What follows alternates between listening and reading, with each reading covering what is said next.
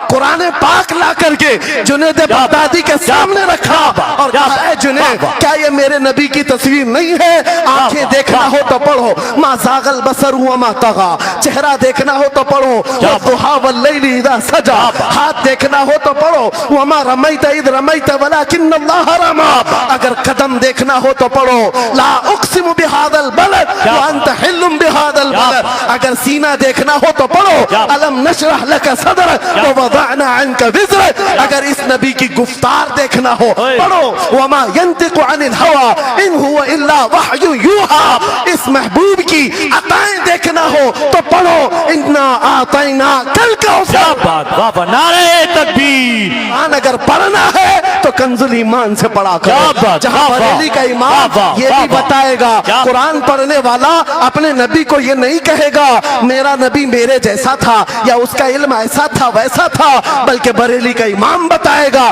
कुरान पढ़ने वाला अपने नबी को यूं कहेगा, सरवर कहूं के मालिक को मौला कहूं तुझे, बागे खलील का गुले ज़ैबा कहूं तुझे, तेरे तो वस्फ़ है तनाही से है बरी, हैरान हूं मेरे शाह मैं क्या क्या कहूं तुझे, लेकिन रज़ा ने खत्म सुखन इस पे कर दिया, खालिक का बंदा खल्क का आका कहूं। हमारा शिवा है पूरी दुनिया में कि सिर्फ और सिर्फ रसूल पाक की गुलाम कौम ऐसी है जो एक मिनट में पूरा सन्नाटा तारी कर सकती है। किसी ने एक साहब से पूछा था, वेल ट्रेंड फौज जो होती है, चाहे वो अमेरिका की हो कि रशिया की हो कि जापान की हो, चाइना की हो, उनसे पूछा गया कि अगर 10,000 फौज को सफों में खड़ा करना हो और उनको रेडी करना हो तो आपको कितना टाइम लगेगा? किसी के बारे में कहा कि अमेरिकी फौज के लिए हमें 4 घंटे लग जाएंगे, हम तरतीब दे देंगे। रशियन फौज के लिए 3 घंटे लग जाएंगे, चाइनीज और एक्टिव हैं, 2 घंटे में अपनी सफे तरतीब कर लेंगे।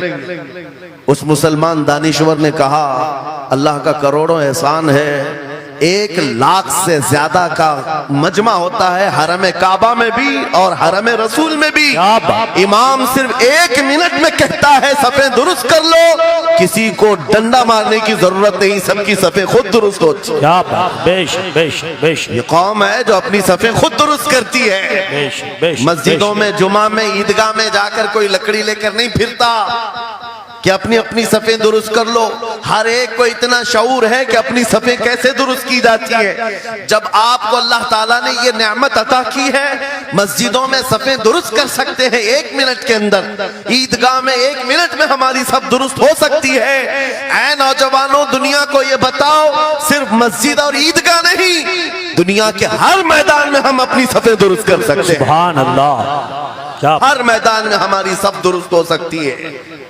ये अल्लाह की तरफ से दी हुई बहुत बड़ी नेमत है।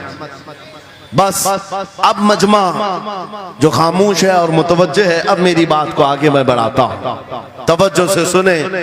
कुरानी उलूम के मुताल्लिक आपके सामने चंद बातें रखूंगा, इसलिए कि मुझे कहा गया बड़ा पढ़ा लिखा मजमा है और मुसलमान के लिए पढ़ा लिखा होना बहुत लाजिम है, इसलिए कि जिहालत इस्लाम का अपोजिट है। जिहालत इस्लाम का अपोजिट है। आपको एक बात मैं बताऊं, जब भी कहा जाता है दौरे इस्लाम, यानी हुजूर सल्लल्लाहु अलैहि वसल्लम की आमद के बाद के हालात को दौरे इस्लाम कहते हैं, उससे पहले वाले जमाने को दौरे जिहालत कहते हैं। जबकि इस्लाम का अपोजिट तो कुफ्र होना चाहिए, कुफ्र होना चाहिए। ये दौरे इस्लाम है और इससे पहले दौरे कुफ्र था। नहीं, दौरे इस्लाम से पहले वाले दौर को दौरे जिहालत कहते हैं, इसलिए कि बताना है इस्लाम और जिहालत दो अपोजिट चीजें हैं, दो अपोजिट चीजें हैं। जाहिल हो और मुसलमान हो उसे ज़ेब नहीं देता। जिस कौम पर आने वाली किताबे हिदायत का पहला लफ्ज इक़रा से शुरू होता है, इक़रा बिस्मि रब्बिकल्लज़ी खलक़, कुरान का पहला लफ्ज जो आया है वो किस नाम से आया? पढ़ो अपने रब के नाम से, पढ़ो अपने रब के नाम से। और इल्म नहीं है तो कुछ नहीं है तुम्हारे पास। इमाम गजाली तो फरमाते अन्नासु कुल्लुहुम मौता इल्लल उलमा, ये सारे इंसान मुर्दा हैं, जिंदा अगर कोई है तो इल्म वाला है, इल्म वाला जिंदा है। और जिहालत की तारीकियों में भटकने वाले की मिसाल ऐसी ही है जैसे अंधेरी कोठरी में बैठा हुआ है, कहीं रोशनी का आने का इंतजाम नहीं, उसके सामने हलवा रखो कि गोबर रखो, दोनों बराबर है। जाहिल आदमी के लिए ऐसा ही है, कभी उसका हाथ इसमें पड़ेगा, कभी उसका हाथ इसमें पड़ेगा। जब नजर नहीं आ रहा है तो हलवा को गोबर समझकर खा लेगा और कभी गोबर को हलवा समझ के खा लेगा, गलाजत उसके लिए बराबर हो जाएगी। लेकिन इल्म को कहा गया अल इल्म नूरुन, इल्म रोशनी है। जिसके पास इल्म आता है वो तमीज सीख जाता है, उसके पास अखलाक आ जाते हैं, वो हलाल और हराम के फर्क को समझने लगता है, बुरे और अच्छे के दरमियान फर्क मालूम होने लगता है। इसीलिए मेरे अजीजों, मुझे बड़ा गर्व है और फख्र है, हमारी ही खानकाह से ये आवाज आती है, आधी रोटी खाएंगे और बच्चों को पढ़ाएंगे। बेशक, क्यों? बेशक। उस अजीम खानकाह से ये आवाज दी गई, क्यों? सिर्फ इसलिए नहीं कि तुम बड़े होकर के डॉक्टर बनोगे, इंजीनियर बनोगे। लोगों की नजर में अब बात यही रह गई, ये पढ़ा इसलिए जाता है कि डॉक्टर बनना है, इंजीनियर बनना है और कमाना है, बहुत कमाना है। इल्म जो है आज कमर्शियल बना लिया गया। इल्म इसलिए नहीं, इल्म इसलिए हासिल किया जाता है कि बंदा खुदा को पहचाने, बंदा अपनी हकीकत को पहचाने, जिंदगी गुजारने के उस्लूब उसे मालूम हो जाए। इल्म इसलिए सिखाया जाता है। बहुत सारे लोग सिर्फ नौकरी के लिए समझते हैं कि इल्म हासिल करना चाहिए, नौकरी के लिए नहीं, अपने अखलाक को बुलंद करने के लिए इल्म आना बहुत जरूरी है। मेरे अजीजों, कुरान अजीम वो हिदायत की किताब तुम्हारे पास आई, इस कौम के लिए अलमिया नहीं है तो और क्या है, जो किताब उलूम का जखीरा है। आज दुनिया उस किताब पर रिसर्च कर करके नए इल्म और फनून हासिल कर रही है। उस किताब को तो हम मुर्दों पर पढ़ने के लिए रखे हैं। वो कुरान अजीम जो हिदायत की किताब और सारे उलूम का सर चश्मा है, उस किताब को कहां पढ़ते हैं? मैयतों पर। किसी का इंतकाल हो गया तो तीजे में पढ़ेंगे, चहलुम में पढ़ेंगे, 9वें में 20वें में पढ़ेंगे। वो ईसाले सवाब के लिए सिर्फ रखा गया। और उससे थोड़ा आगे बढ़ गए तो कसम खाने के लिए कुरान। आओ चलो हम कसम खाते कुरान पे हाथ रख करके, कुरान पे हाथ रख के। मियाँ क्या कुरान कसम खाने की किताब है? कुरान की वो आयत मैंने सबसे पहले पढ़ी, अल्लाह फरमाता ज़ालिकल किताबु ला रैब फीही, ये वो किताब है जिसमें शक की गुंजाइश नहीं, और ये हिदायत है परहेजगारों के लिए। और कुरान में 3 जगह ये लफ्ज आया है, हुदल लिन्नास, हुदल लिलमुमिनीन, हुदल लिलमुत्तकीन। ये सारे इंसानों के लिए भी हिदायत है, ये सारे ईमान वालों के लिए भी हिदायत है, और परहेजगारों के लिए भी हिदायत है। सब हिदायत अलग अलग अंदाज से हासिल करते हैं।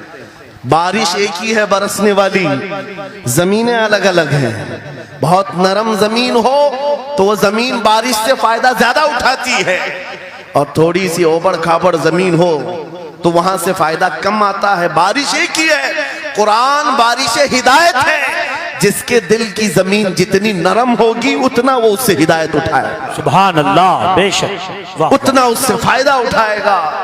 और आज हालात ये हैं, ऐ नौजवानों अपने दिल पर हाथ रख करके बताओ, कुरान कितने लोगों ने पढ़ा है?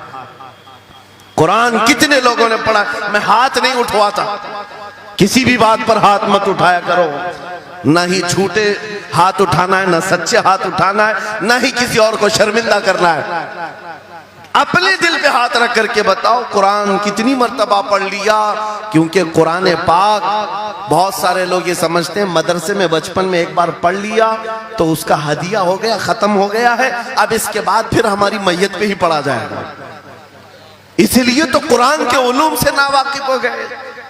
अरे समझना तो दूर की बात, देख करके पढ़ना भी मुश्किल है। आज लोगों का देख कर पढ़ना मुश्किल हो गया। कुरान तुम्हारे पास बहुत सारी किताबें नहीं है, बहुत सारे ग्रंथ नहीं, बहुत सारे वेद नहीं है जिनका शुमार ही नहीं है। तुम्हारे पास ओनली वन, एक किताब कुरान पाक, ऐसी महफूज किताब जिसके बारे में अल्लाह ताला खुद फरमाता है सूरह कमर में, वलक़द यस्सरनल कुरआन लिज़िक्रि फहल मिन मुद्दकिर। हमने कुरान को याद करने के लिए आसान बनाया है कोई याद करने वाला? 4 बार यह आयत अल्लाह ताला फरमाता है कोई याद करने वाला? अल्लाह जब फरमा रहा है कुरान आसान है तो कौन कहता है ये मुश्किल है? हमने खुद अपने हाथों तबाही को दावत दी है। दर्स कुरान को अगर हमने न भुलाया होता